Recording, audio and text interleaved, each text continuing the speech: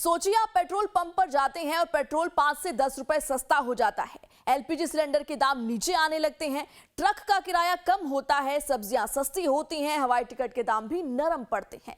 सवाल है, क्या सिर्फ अमेरिका और ईरान की दोस्ती से भारत में इतना बड़ा बदलाव आ सकता है?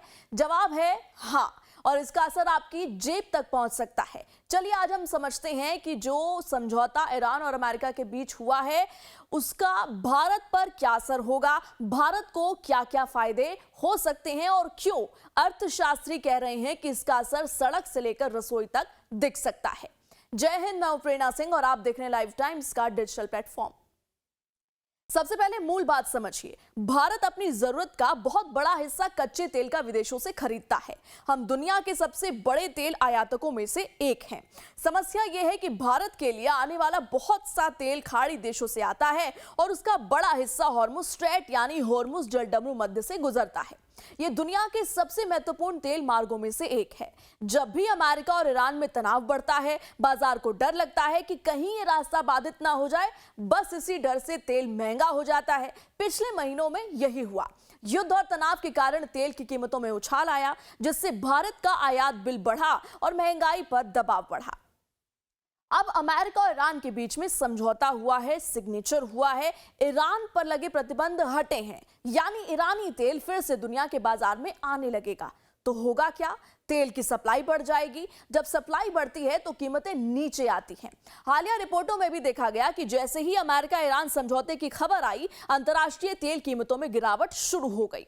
विश्लेषकों का मानना है कि प्रतिबंधों में राहत मिलने पर लाखों बैरल अतिरिक्त तेल बाजार में आ सकता है, जिससे वैश्विक कीमतों पर दबाव बनेगा। भारत जैसे देश के लिए इसका सीधा मतलब है तेल आयात का खर्च कम, डॉलर की बचत, विदेशी मुद्रा पर कम दबाव, सरकार पर कम बोझ, यानी सबसे पहला और सबसे बड़ा फायदा। अब आम आदमी की भाषा में बात करें, अगर कच्चा तेल सस्ता होता है तो रिफाइनरियों की लागत घटती है, फिर पेट्रोल और डीजल के दामों पर दबाव कम होता है। हालांकि भारत में कीमतें सिर्फ कच्चे तेल से तय नहीं होती, टैक्स, एक्साइज ड्यूटी और अन्य कारक भी भूमिका निभाते हैं। लेकिन जब लंबे समय तक तेल सस्ता रहता है तो सरकार और तेल कंपनियों के पास कीमतें स्थिर रखने या कम करने की गुंजाइश बढ़ जाती है, यानी पेट्रोल डीजल की आग थोड़ी ठंडी पड़ सकती है। अब सड़क से रसोई तक महंगाई कैसे घटेगी, यहीं से असली कहानी शुरू होती है, क्योंकि तेल सिर्फ गाड़ियों में नहीं जाता, तेल पूरे अर्थतंत्र को चलाता है। एक एग्जाम्पल से समझिए, देखिए, सब्जियां खेत से मंडी तक ट्रक में आती हैं, दूध टैंकर में आता है, ऑनलाइन सामान डिलीवरी वैन से आता है, कारखानों में मशीनें चलती हैं, जहाज सामान लेकर आते हैं, हवाई जहाज उड़ते हैं। इन सब की लागत में ईंधन शामिल है। जब डीजल महंगा होता है तो हर चीज की लागत बढ़ती है, और जब डीजल सस्ता होता है तो पूरी सप्लाई चेन को राहत मिलती है। इसलिए अर्थशास्त्री कहते हैं कि तेल की कीमतें कम होने से खाद्य महंगाई और परिवहन लागत दोनों पर सकारात्मक असर पड़ता है, यानी रसोई का बजट भी प्रभावित होता है। बहुत से लोग ये भूल जाते हैं कि प्राकृतिक गैस और ऊर्जा की कीमतें भी मध्य पूर्व से जुड़ी होती हैं। अगर क्षेत्र में स्थिरता आती है और ऊर्जा आपूर्ति सामान्य होती है तो एलपीजी की लागत पर दबाव कम हो सकता है, उर्वरकों की, खाद की लागत जो है वो घट सकती है, खेती का खर्च कम हो सकता है, और जब खेती की लागत कम होती है तो लंबे समय में खाद्य कीमतों पर भी सकारात्मक यानी कि पॉजिटिव असर पड़ सकता है। इससे चालू खाते का घाटा घट सकता है, रुपए पर दबाव कम हो सकता है, विदेशी निवेशकों का भरोसा बढ़ सकता है।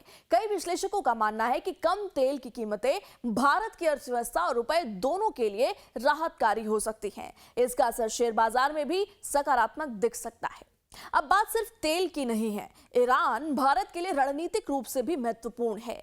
ईरान में स्थित चाबहार पोर्ट भारत को अफगानिस्तान और मध्य एशिया तक पहुंचने का एक वैकल्पिक रास्ता देता है, जिसमें पाकिस्तान की जरूरत नहीं पड़ती। लेकिन अमेरिकी प्रतिबंधों की वजह से यह परियोजना कई बार धीमी हुई। अगर अमेरिका और ईरान के रिश्ते बेहतर और होते हैं और प्रतिबंध नरम पड़ते हैं तो भारत को चाबहार परियोजना को आगे बढ़ाने का बड़ा अवसर मिल सकता है। यह सिर्फ व्यापार नहीं बल्कि भू राजनीतिक दृष्टि से भी बड़ा फायदा होगा। तो कुल मिलाकर अगर ईरान और अमेरिका के बीच स्थायी सुलह होती है तो भारत को 5 बड़े फायदे मिल सकते हैं। पहला, कच्चा तेल सस्ता हो सकता है। दूसरा, पेट्रोल और डीजल पर दबाव कम हो सकता है। तीसरा, परिवहन और खाद्य महंगाई में राहत मिल सकती है। चौथा, रुपए व्यापार घाटे और अर्थव्यवस्था को सहारा मिल सकता है। पांचवा, चाबहार पोर्ट और मध्य एशिया तक भारत की पहुंच मजबूत हो सकती है। लेकिन एक बात याद रखिए, ये फायदे तभी पूरी तरह मिलेंगे जब समझौता टिकाऊ हो, प्रतिबंधों में वास्तविक राहत मिले और मध्य पूर्व में लंबे समय तक स्थिरता बनी रहे। क्योंकि तेल बाजार सिर्फ सप्लाई से नहीं, भरोसे से भी चलता है। और जब दुनिया को भरोसा होता है कि युद्ध नहीं होगा, तब महंगाई भी धीरे धीरे पीछे हटने लगती है। अगर आपको ये एक्सप्लेनर पसंद आया हो तो वीडियो को शेयर कीजिए, कमेंट में बताइए अगर पेट्रोल 10 रुपए सस्ता हो जाए तो सबसे पहले आप क्या करेंगे।